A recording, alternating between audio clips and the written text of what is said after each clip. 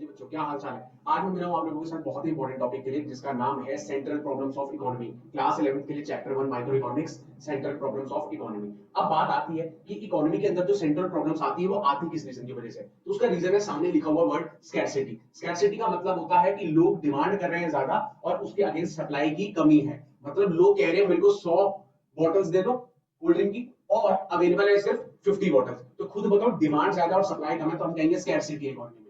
और उसी हिसाब से हम किसी भी नेशन की बात करें, किसी भी कंट्री की बात करें, दुनिया भर की बात करें, वहां पर स्कैरसिटी देखने के लिए मिलती है। इसका मतलब रिसोर्सेज तो हर कंट्री के पास, हर नेशन के पास है, लेकिन कैसे है? अनलिमिटेड की लिमिटेड? बिल्कुल लिमिटेड है। आप चाहे इंडिया की बात करें, यूएसए की बात करें, चाइना, जापान, किसी की भी बात करें, रिसोर्सेज सब इकोनॉमीज के पास क्या ही है? लिमिटेड है।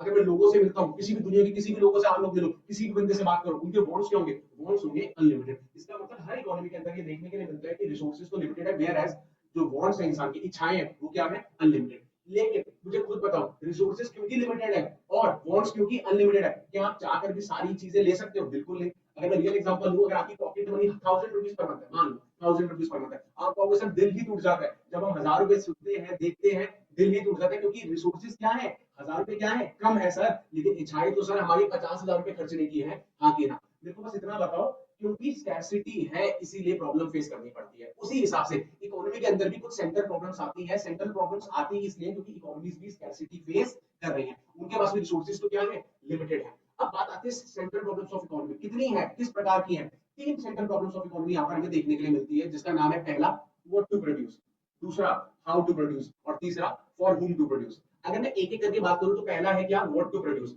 व्हाट टू प्रोड्यूस मतलब क्या बनाए? मुझे बताओ, जब इकोनॉमी में रिसोर्सेज ही क्या है? लिमिटेड, तो कोई भी प्रोड्यूसर चाह कर भी क्या सारी चीजें प्रोड्यूस कर सकता है? आपने कभी अंबानी के मोमोज खाए? जल्दी बताओ, मैंने तो देखा है, हाँ कि ना? अडानी की चाप खाई है? बिल्कुल नहीं खाई होगी।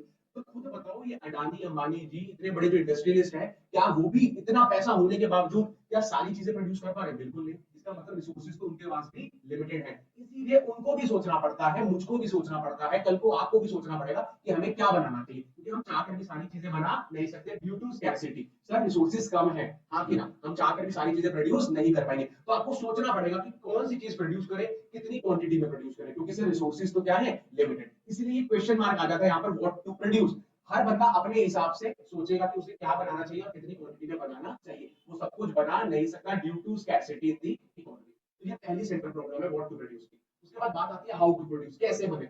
भाई माल बनाना, प्रोडक्शन करना, गुड्स की मैन्युफैक्चरिंग करना, बनाने के दो तरीके देखने के लिए मिलते हैं। सबसे पहला अगर मैं पॉपुलर तरीका बोलूं तो होता है लेबर इंटेंसिव टेक्निक, जहां पर हम लेबर का इस्तेमाल करके, वर्कर्स का इस्तेमाल करके चीजों की प्रोडक्शन करते हैं। अब क्योंकि ये थोड़ा चीप सोर्स होता है, जिसके पास पैसे नहीं है, मतलब मान लो किसी ने फैक्ट्री स्टार्ट की और अभी उसके पास पैसा नहीं है, तो वो कहेगा यार मशीनरीज के पैसे तो अभी मेरे पास है नहीं, ऐसा करता हूँ लेबर अरेंज कर लेता हूँ और लेबर के थ्रू काम करवाता हूँ, चीपर सोर्स है, हाँ कि ना? वेयर एज अगर कोई अमीर बंदा जिसके पास पैसा है प्रोडक्शन का, वो कहेगा यार मैं लेबर से काम नहीं कराता, मैं बढ़िया बढ़िया सी मशीनरी लेके आता हूँ और उस मशीनरीज के थ्रू प्रोडक्शन कराता हूँ, ताकि मेरा जो आउटपुट जनरेट हो वो बहुत ज्यादा हो। तो खुद बताओ, कोई भी इंसान किसी भी तरीके से प्रोडक्शन कर पाएगा? बिल्कुल नहीं, क्योंकि रिसोर्सेज लिमिटेड है सर। गरीब बंदा कहेगा मैं लेबर से काम करा लूंगा, और अमीर बंदा कहेगा मैं बड़ी बड़ी मशीनरी से काम करवा लेता हूँ। तो खुद बताओ, क्या हर बंदा किसी भी तरीके से प्रोडक्शन कर पाएगा, या उसे डिसाइड करना पड़ेगा हाउ टू प्रोड्यूस? बिल्कुल सर, वो factors of production, factors of production हम जिस तरीके से इस्तेमाल करेगा, ताकि लिमिटेड रिसोर्सेज होने के बावजूद भी वो मैक्सिमम चीजों का फायदा उठा सके। हर इंसान ऐसे ही है, कम होने के बावजूद भी हम लोग क्या चाहते हैं जिंदगी से कि सर हमें मैक्सिमम सेटिस्फेक्शन मिले। हम कुछ डिसीजन ऐसे लेते हैं कि कम होने के बावजूद, रिसोर्सेज लिमिटेड ही सही सर, लेकिन हम अपनी सारी इच्छाएं पूरी करना चाहते हैं, मैक्सिमम सेटिस्फेक्शन लेना चाहते हैं। तो अभी तक हम लोगों ने दो सेंट्रल प्रॉब्लम्स की बात कर ली है। याद रखना बस आप मेरी बात, इकोनॉमिक्स के अंदर जितनी भी प्रॉब्लम्स आपको देखने के लिए मिलती है वो स्कैरसिटी की वजह से ही मिलती है। और स्कैरसिटी का मतलब था कि रिसोर्सेज है लिमिटेड और वांट्स है अनलिमिटेड, ऐसा भी समझ सकते हो। और दूसरा सर, डिमांड है बहुत ज्यादा और उसके कंपैरिजन में सप्लाई अवेलेबल नहीं है, तब भी आप कह सकते हो कि स्कैरसिटी का सामना करना पड़ता है। इसीलिए तो सोचना पड़ता है सर क्या बनाए, व्हाट टू प्रोड्यूस। सब कुछ तो बना नहीं सकते, इसीलिए तो सोचना पड़ता है कैसे बनाए, क्योंकि हर बंदा मशीनरीज का इस्तेमाल तो कर नहीं सकता, क्योंकि उसके पास रिसोर्सेज अवेलेबल नहीं। तो हर बंदे को सोच के चलना पड़ता है, और वो जो सोचना पड़ता है वो स्कैरसिटी की वजह से ही सोचना पड़ता है। स्कैरसिटी होती नहीं तो इकोनॉमिक्स रिफ्लेक्ट होता ही नहीं। मैं आप लोगों से ये बात कर ही नहीं रहा होता, इकोनॉमिक्स की किताबें घर में होती ही नहीं, इकोनॉमिक्स की ट्यूशंस खत्म हो जाती है अगर स्कैरसिटी वर्ड एग्जिस्ट नहीं करता।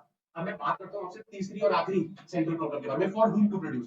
अब मुझे एक चीज बताओ, फिर को आप लोगों ने कोई फैक्ट्री डाली या आप लोगों ने कोई शोरूम खोला, चलो अब आप लोगों ने जो शोरूम खोला है वो हो सकता है या तो लोअर क्लास के लिए हो, मतलब वहां पर जहां पर गरीब लोग आए, हो सकता है जहां पर मिडिल क्लास है, या हो सकता है जहां पर रिचर सेक्शन है। क्या आप तीनों के लिए बना सकते हो शोरूम? बिल्कुल नहीं। सवाल ही नहीं उठता। आपके पास लिमिटेड रिसोर्सेज, आपने बोला सर हमारी तो छोटी सी दुकान है सर, जहां पर ना छोटे मोटे कुछ गरीब लोग आ जाएंगे बस, अमीर बंदा हमारे पास नहीं आएगा। तो आपने जब कोई शोरूम डाला या कोई दुकान खोली है तो खुद बताओ, अपनी ऑडियंस चूज करिए ना, क्योंकि आप सबके लिए तो प्रोड्यूस कर नहीं सकते हो, हाँ कि ना? या तो आप कुछ रिचर के लिए बना सकते हो या कुछ पुअर के लिए। तो आपको डिसाइड करना पड़ेगा कि आपको किनके लिए माल बनाना है, क्योंकि आप चाह करके सबके लिए माल नहीं बना सकते ड्यू टू स्कैरसिटी, रिसोर्सेज तो लिमिटेड है नहीं। तो इसका मतलब हर बंदे को अपने लिए ऑडियंस भी चूज करनी पड़ती है कि मैं जो काम करने लगा हूं वो किस सेक्शंस ऑफ द सोसाइटी के लिए करने लगा हूं, वो सबके लिए चाहकर भी काम नहीं कर सकता। इसीलिए फॉर होम टू प्रोड्यूस में हमें ये डिसाइड करना पड़ता है कि हम माल जो बना रहे हैं वो कौन से सेक्शंस ऑफ द सोसाइटी के लिए बना रहे हैं, हाँ कि ना? तो समझने की बात ये थी कि जो सेंट्रल प्रॉब्लम्स होती है वो इकोनॉमी में अराइज होती है ड्यू टू स्कैरसिटी। स्कैरसिटी का मतलब मैंने आपको बता दिया है, व्हाट टू प्रोड्यूस ये सेंट्रल प्रॉब्लम है पहली, कैसे बनाए हाउ टू प्रोड्यूस, और तीसरा किन के लिए बनाए मतलब for whom to produce. Economics के अंदर प्रॉब्लम्स जो है वो सिर्फ और सिर्फ स्कैरसिटी की वजह से है, स्कैरसिटी होती नहीं तो इकोनॉमिक्स होती ही नहीं, और इकोनॉमिक्स सब्जेक्ट भी नहीं होता। आपने बड़े ध्यान से इस बातों को समझना। ऑल दी बेस्ट, बहुत इंपॉर्टेंट टॉपिक्स चल रहे हैं सारे के सारे, चैप्टर 1 अभी हम लोग कर रहे हैं, बहुत इंपॉर्टेंट है, बड़े ध्यान से देखिएगा, ठीक है? All the best, bye bye.